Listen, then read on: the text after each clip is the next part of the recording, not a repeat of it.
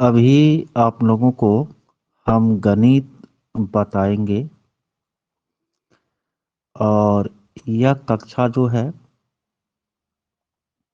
1 to 5 जो सक्षमता परीक्षा देंगे उनके लिए अत्यंत महत्वपूर्ण है।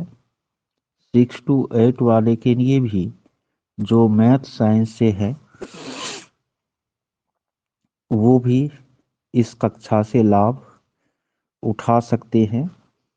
और बीपीएससी टीआरई 3.0 जो आपको 1 to 5 का देंगे वो भी इससे लाभ उठा सकते हैं। आज की क्लास में हम आप लोगों को आंकड़ा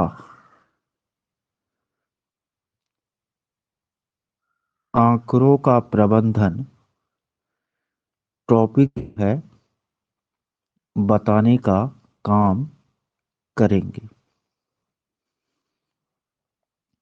देखिए आंकड़ा जो है वह 2 प्रकार का होता है।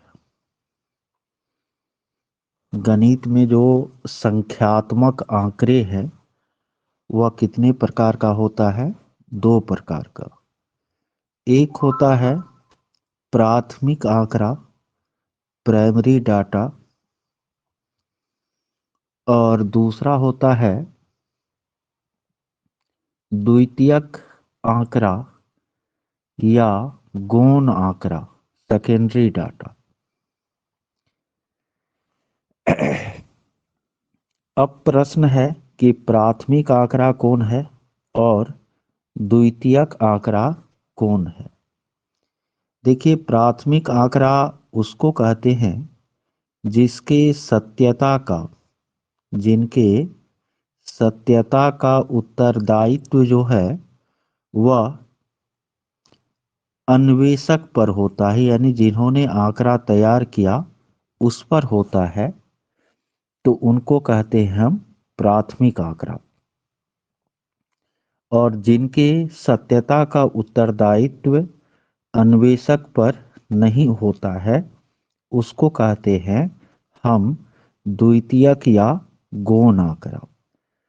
यानी संख्यात्मक आंकड़े या सांख्यिकीय आंकड़े जो है, स्टैटिस्टिकल डाटा जो है 2 प्रकार का होता है, प्राथमिक और द्वितीयक। ऐसे आंकड़े जिनके सत्यता का उत्तरदायित्व अन्वेषक पर होता है उसे हम प्राथमिक आंकड़ा कहते हैं, और जिनके सत्यता का उत्तरदायित्व अन्वेषक पर सीधे तौर पर नहीं होता उसे हम द्वितीयक या गौण आंकड़ा कहते हैं। आप लोग जनगणना का कार्य जो है पिछले वर्ष किए होंगे, प्रगणक या पर्यवेक्षक के रूप में किए थे ना।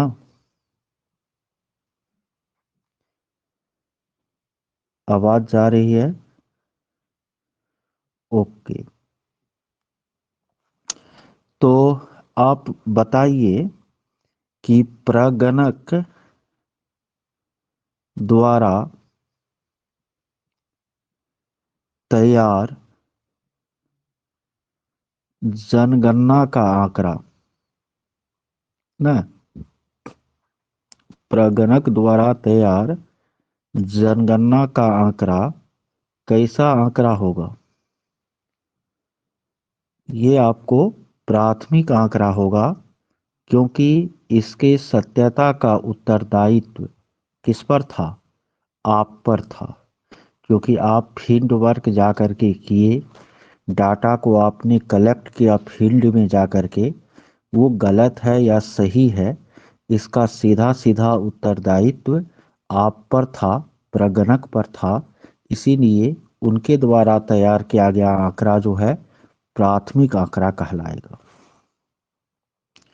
लेकिन ब्लॉक में जब सभी प्रगणक ने अपना अपना डाटा जमा किया, तो उस डाटा को समेकित करके, इंटीग्रेटेड करके आपको प्रखंड विकास पदाधिकारी ने या मुख्य गणना पदाधिकारी ने आपको आगे जिला को वह डाटा भेजा, जिला वाला राज्य को वह डाटा भेजा, तो बीडीओ द्वारा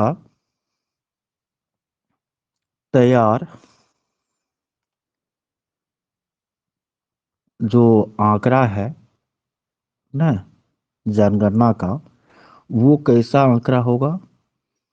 वो आपको द्वितीयक आंकड़ा होगा, क्योंकि वीडियो वही डाटा दिया जो आपने तैयार करके दिया था। यानी वो सीधे तौर पर उस डाटा को कलेक्ट नहीं किया है, कलेक्ट कोई और किया, बस उसको उन्होंने समेकित करके आपको आगे क्या किया है, भेजने का काम किया है। तो वो आंकड़ा जो है कैसा आंकड़ा कहलाएगा? द्वितीयक आंकड़ा कहलाएगा। इसी तरह जैसे कि वर्ग शिक्षक क्लास में रोज अटेंडेंस लेते हैं ना, तो वर्ग शिक्षक जो है आपको किसी वर्ग के बच्चों के उपस्थिति का जो आंकड़ा देगा, वो आंकड़ा कैसा आंकड़ा होगा? प्राथमिक होगा ना। और आपको वर्ग शिक्षक सब डाटा दिया किसको? हेडमास्टर को। हेडमास्टर एमडीएम वाले को रिपोर्ट देता है कि आज इतना बच्चा मेरे विद्यालय में उपस्थित है।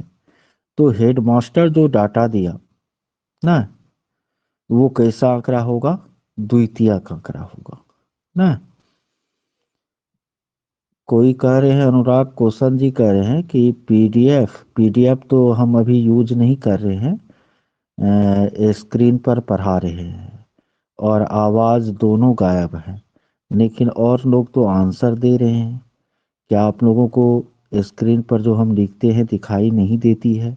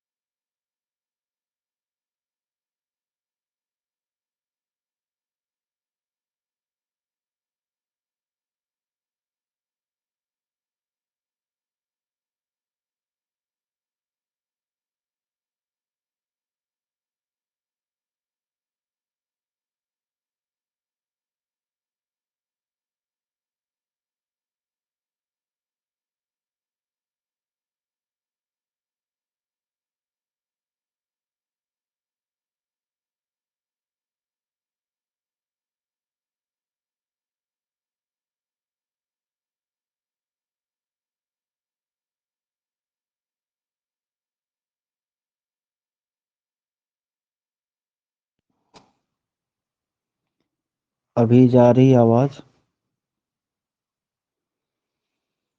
स्क्रीन तो नहीं दिख रहा होगा।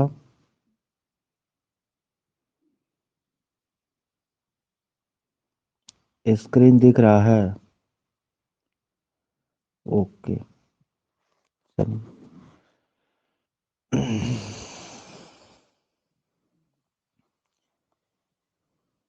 तो ये प्राथमिक आंकड़ा और द्वितीयक आंकड़ा, इस चीज को तो समझ गए होंगे आप लोग।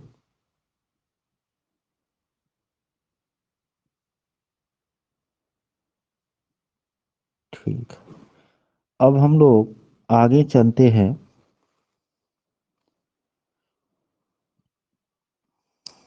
आंकड़ों का प्रदर्शन। आंकड़ों का प्रदर्शन। ठीक है। देखिए, सांख्यिकीय आंकड़ों को तीन तरीके से प्रदर्शित किया जाता है ना। सांख्यिकीय आंकड़े को कितने तरीके से प्रदर्शित किया जाता है? तीन तरीके से।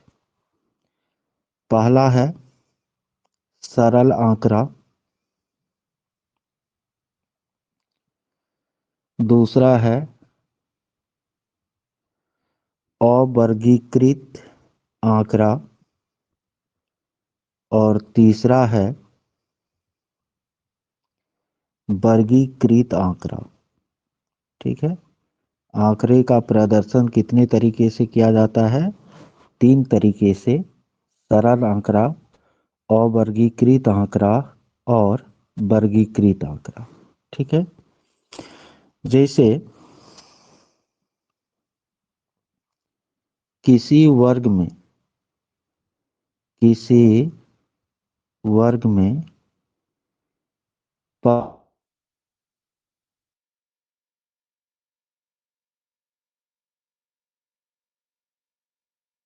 नेटवर्क किसी वर्ग में 15 छात्रों द्वारा, आवाज जा रही है ना? गणित के साप्ताहिक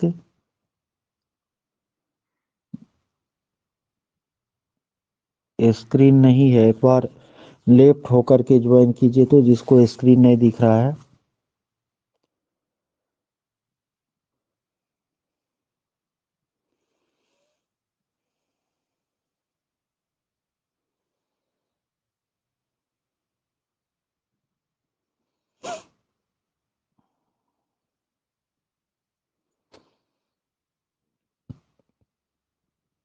अब बताइए, दिख रहा है?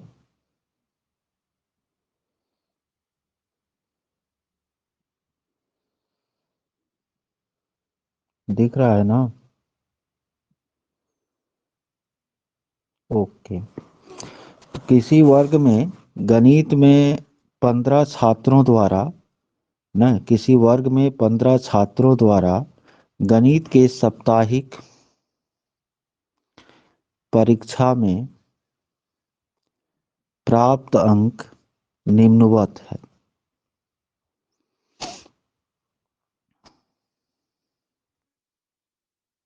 जैसे किसी छात्र को आए 40, किसी को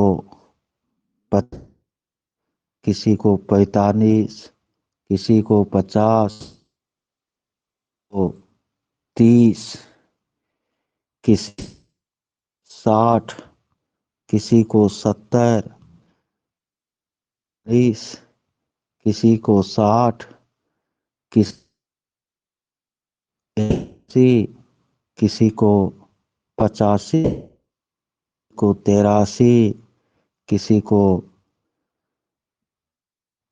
23, किसी को 41 से आपको प्रत्येक छात्र को अंक आया, उसको क्या कर दिया? लिख दिया। कोई उसमें चेंजिंग नहीं किया। ऐसा आंकड़ा कैसा आंकड़ा कहलाएगा? सरल आंकड़ा। ये कैसा आंकड़ा है आपको? सरल आंकड़ा। यानी जिस तरह से प्राप्त हुआ आपको आंकड़ा, उसी तरह से आपने उसको कैसा आंकड़ा कहेंगे? सरल आंकड़ा।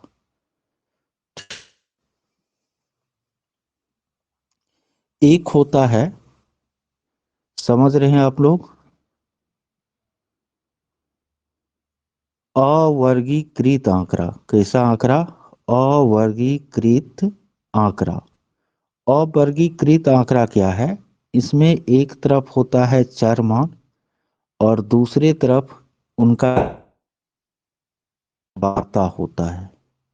एक तरफ चर होता है और दूसरी तरफ क्या होता है? उनका बारंबारता होता है। जैसे मान लेते हैं कि 40 अंक यदि 3 छात्र को आया है, उसका बारंबारता कितना होगा? 3। 45 अंक 2 छात्र को आया है, उनका बारंबारता कितना होगा? 2। तो यदि एक तरफ चर मान दूसरे तरफ बारंबारता दिया रहे तब उसको कैसा आंकड़ा कहते हैं? अवर्गीकृत। यदि सीधा सीधा आंकड़ा को लिख दिया गया तो उनको कैसा आंकड़ा कहते हैं? सरल आंकड़ा। ठीक है। और एक होता है आपको वर्गीकृत आंकड़ा। कौन सा आंकड़ा? वर्गीकृत आंकड़ा। यदि आपको आवाज जा रही है ना? एक तरफ वर्ग अंतराल रहे और दूसरे तरफ बारंबारता रहे। एक तरफ वर्ग अंतराल रहे और दूसरे तरफ क्या रहे? बारंबारता। तब उसको कहते हैं वर्गीकृत आंकड़ा।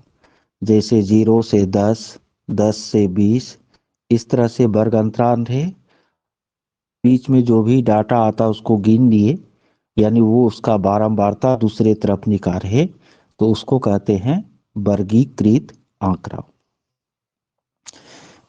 अभी तक आप लोग जो पढ़े हैं उसके आधार पर बताइए कि सांख्यिकीय आंकड़े जो है कितने प्रकार के होते हैं। पहला प्रश्न है आप लोगों से, सांख्यिकीय आंकड़े कितने प्रकार के होते हैं, हम ये पूछ रहे हैं। हम ये नहीं पूछ रहे हैं कि सांख्यिकीय आंकड़ों का प्रदर्शन कितने तरह से होता है। हम ये पूछ रहे हैं कि सांख्यिकीय आंकड़े कितने प्रकार के होते हैं। आप सभी का उत्तर गलत जा रहा है। सांख्यिकीय आंकड़े जो है वह 2 प्रकार के होते हैं, प्राथमिक आंकड़ा और द्वितीयक या गौण आंकड़ा ना। हाँ, यदि हम क्वेश्चन करें कि सांख्यिकीय आंकड़ों का प्रदर्शन कितने तरीके से होता है, तब आपका उत्तर होगा कि सांख्यिकीय आंकड़ों का प्रदर्शन जो है वह 3 तरीके से होता है, सरल आंकड़े के रूप में, अवर्गीकृत आंकड़े के रूप में और वर्गीकृत आंकड़े के रूप में। नहीं, प्रदर्शन 3 तरह से होता है, लेकिन सांख्यिकीय आंकड़े कितने प्रकार के होते हैं? तो 2 प्रकार के होते हैं, प्राथमिक आंकड़ा और द्वितीयक आंकड़ा। अच्छा, ये बताइए, ऐसा आंकड़ा जिनके सत्यता का उत्तरदायित्व आपको अन्वेषक पर नहीं होता, उसको कैसा आंकड़ा कहते हैं?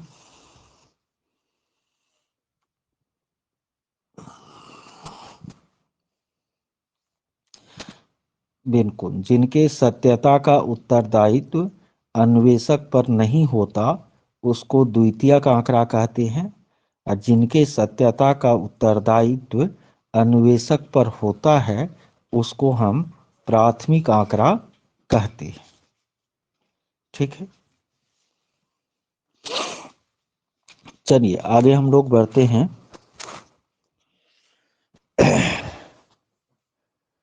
सबसे पहले हम लोग समझते हैं बारंबारता किसको कहा जाता है ना। किसी सरल आंकड़े में, किसी सरल आंकड़े में कोई चर मान, कोई चर मान जितनी बार आता है उसे उनकी बारंबारता कहते हैं। उसे उनकी क्या कहते हैं? बारंबारता कहते हैं। किसी सरल आंकड़े में कोई चर मान है उसे हम उनकी बारंबारता कहते हैं। ठीक है, जैसे मान लेते कोई आंकड़ा है 0, 3, 4, 3, 5, 3, 6, 3, 7, 5, 8। आपको इसमें पूछे 3 की बारंबारता कितनी है, आंकड़ा वार्ता कितनी है, चर मान 3 की बारंबारता कितनी, तो आप कितना बताइएगा? तो इसमें 3 जो बार बार आया है, तो 3 की बारंबारता कितनी है? बार, तो 3 की बारंबारता कितनी हो जाएगी? 4 हो जाएगी। किसी सरल आंकड़े में कोई मान जितनी बार आता है उसकी बारंबारता कहते हैं। अब हम लोग टैली मार्क को समझ लेते हैं। किसको समझ लेते हैं? टैली मार्क को। टैली मार्क क्या होता है आपको? तो बारंबारता को एक विशेष संकेत चिन्ह द्वारा व्यक्त किया जाता है, जिसको हम टैली मार्क कहते हैं। जैसे 1 का टैली मार्क, एक गो लाइन ऐसे करके खींच दीजिए तो 1 का टैली मार्क। 2 का टैली मार्क, 2 गो लाइन। 3 का टैली मार्क, 3 गो लाइन। 4 का टैली मार्क, 4 गो लाइन। 5 का टैली मार्क, जब 4 का 4 गो लाइन है तो 5 का जो है, ये 4 गो है ना, उसको ऐसे क्रॉस कर देंगे, तब यह किसका टैली मार्क हो जाएगा? 5 का हो जाएगा ना। 8 का टैली मार्क लिखना है तो पहले जो है ये 4 को काट दिए, इसे 5 का हो गया, तब 3 बचा तो 3 लिख दिए। ये किसका टैली मार्क हो गया? 8 का। तो आप लोग बताइए, ये किसका टैली मार्क है आपको? बिल्कुल, ये 12 का टैली मार्क है। 5, 5 10, 2 12। ठीक है, तो यानी 5 का जो लिखना है तो 4 यदि रहेगा उसके बाद कट कर देंगे तो 5 का हो जाएगा ना। जैसे आपको 27 का कहेगा टैली मार्क लिखने के लिए, तो 4 लिखे, कट कर दिए, 5 हो गया। 4 लिखे, कट कर दिए, 5। 4 लिखे, कट कर दिए, 5। 4 लिखे, कट कर दिए, 5। 4 लिखे, कट कर दिए, 5। तो कितना हो गया? 25 25 और 2 27। इतने लोग स्क्रीन देख रहे हैं, प्रभात आप नहीं देख रहे हैं, तो आपको, आपका नेटवर्क वीक होगा। ठीक है, आप जो है लेफ्ट होकर के फिर से ज्वाइन कीजिए, हो सकता है आपको स्क्रीन देखने लगे। तो टाइनी मार्क समझ गए आप लोग? चलिए, अब आगे देखते हैं हम लोग परिसर को। किसको देखते हैं? परिसर, रेंज ना। परिसर या रेंज क्या होता है? तो किसी आंकड़े में जो सबसे बड़ा मान है उसमें से सबसे छोटे मान को घटा देंगे ना। सबसे बड़े मान में से सबसे छोटे मान को क्या करेंगे? घटा देंगे, तो हमको परिसर निकल आएगा। ठीक है, जैसे उच्चतम मान में से निम्नतम मान को, जैसे आपको एग्जाम में पूछ दे कि आंकड़े 0 7 8 3 9 5 का,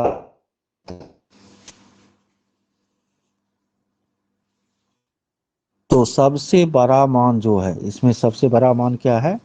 और सबसे छोटा मान क्या है? 0। 9 में से 0 9, तो यही 9 इसका क्या हो जाएगा? परिसर। यानी किसी भी आंकड़े का परिसर निकालना है तो सब मान में से सबसे छोटे मान को क्या कर देंगे? देंगे, तो हमको क्या निकल जाएगा? परिसर निकल जाएगा। ठीक है, कभी कभी आपको थोड़ा सा घुमा करके भी पूछ देगा।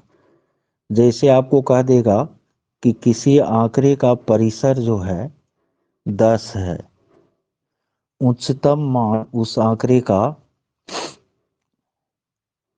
कितना है? 25 है, तो निम्नतम मान क्या होगा? ठीक है, तो आपको याद है कि परिसर बराबर होता है उच्चतम में निम्नतम मान। तो उच्चतम मान 25 है, निम्नतम तो परिसर कितना दिया हुआ है? 10 ना। एक्स एक्स इधर माइनस में है, आएगा प्लस में, 10 उधर जाएगा माइनस में। तो 25 में से 10 गया, कितना हो गया? 15। यानी आपको आंकड़ा दे देगा और उसमें कहेगा परिसर निकालने, तो उच्चतम में से निम्नतम को घटा दीजिएगा। यदि परिसर दे दे, उच्चतम या निम्नतम में से कोई एक दे दे, तो दूसरा जो निकालना है, तो जो उच्चतम मान होता है उसमें परिसर को घटा दीजिए, या जो निम्नतम मान है उसमें परिसर को क्या कीजिए?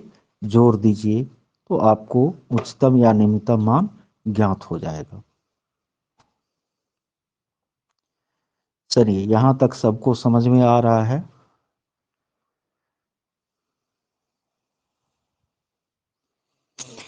चलिए आगे देखते हैं हम लोग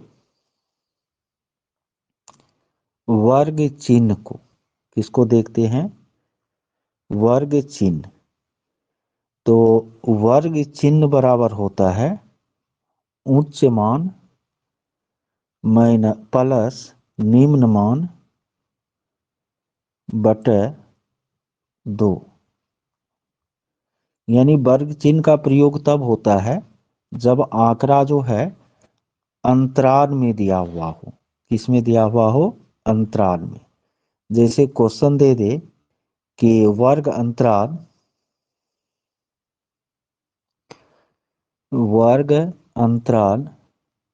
10-20 का वर्ग चिन्ह बताए। क्या बताए? वर्ग चिन्ह। तो आपको करना क्या है? उच्च मान 20 है, निम्न मान 10 है, दोनों को जोड़ करके 2 से भागा दे देना है। तो आपका आंसर कितना निकल जाएगा? 15। यानी वर्ग चिन्ह निकालने के लिए जो अंतराल का ऊपरी सीमा है उसमें निम्न सीमा को जोड़ करके 2 से भागा दे देंगे, तो क्या निकल जाएगा? वर्ग चिन्ह निकल जाएगा।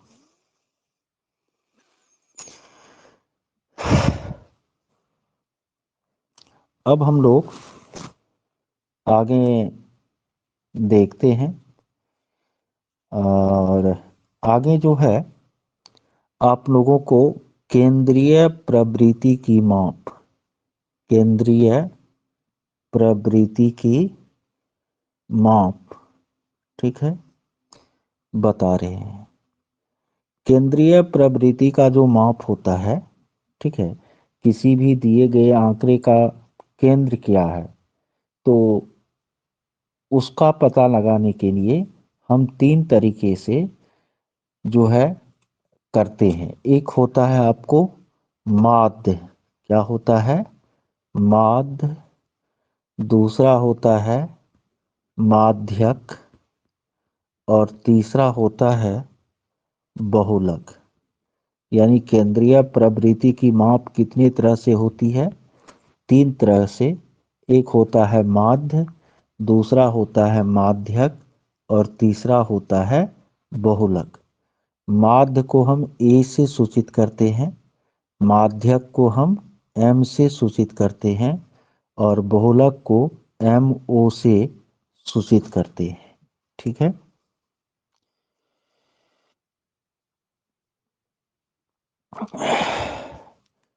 तो एग्जाम में आप लोगों को वैसे माध्य, माध्यक, बहुलक जो है आप सरल आंकड़े का भी निकाल सकते हैं, अवर्गीकृत का भी निकाल सकते हैं, और वर्गीकृत आंकड़ों का भी निकाल सकते हैं।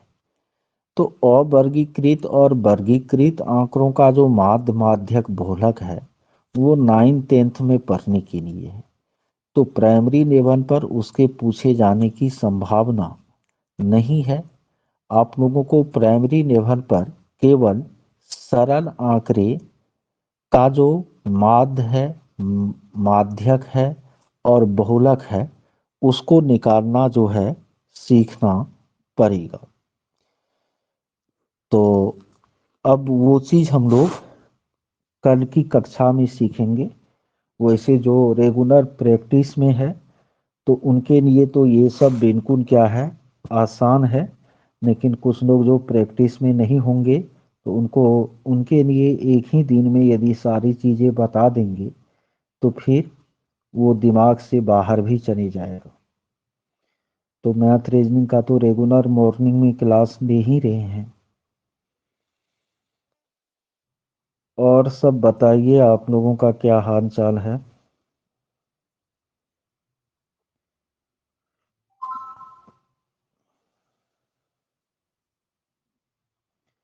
सबका बढ़िया है। कौन चीज का टेंशन है श्वेता?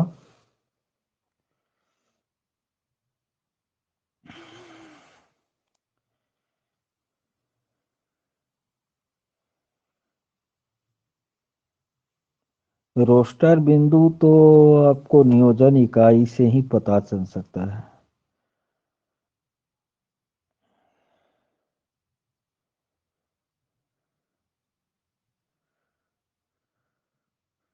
उस पर से ड्यूटी भी दे दिया है। नाइट शेड्यूल मैं बता दूंगा।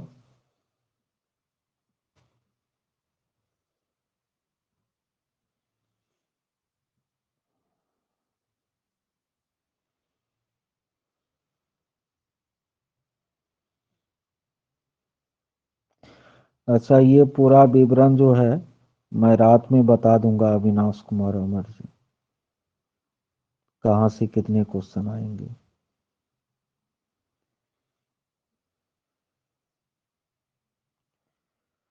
मॉर्निंग में 6:30 से क्लास लेंगे और आज दोपहर तक हम फिक्स शेड्यूल दे देंगे, उसी शेड्यूल के अनुसार क्लास होगी।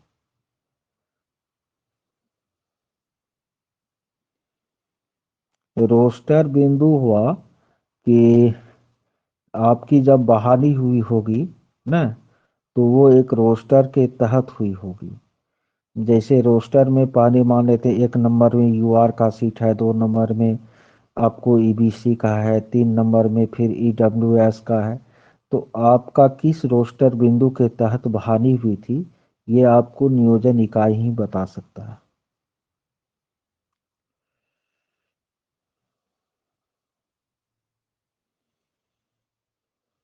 हाँ, टेस्ट ऐप पर ही लेंगे। हाँ, नियुक्ति पत्र में भी रोस्टर बिंदु लिखा होगा।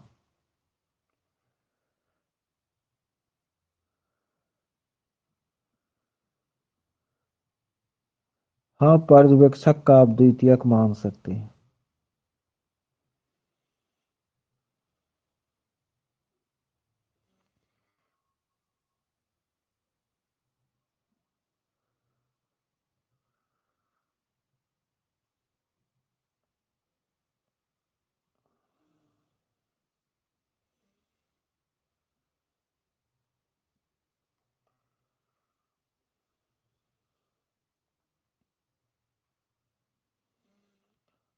ओके। आप लोगों के फॉर्म भरने से संबंधित जो भी संशय है उन सब को मैं शाम में क्लियर करूंगा। शाम में लाइव में सब जुटेंगे तो क्लियर कर दूंगा।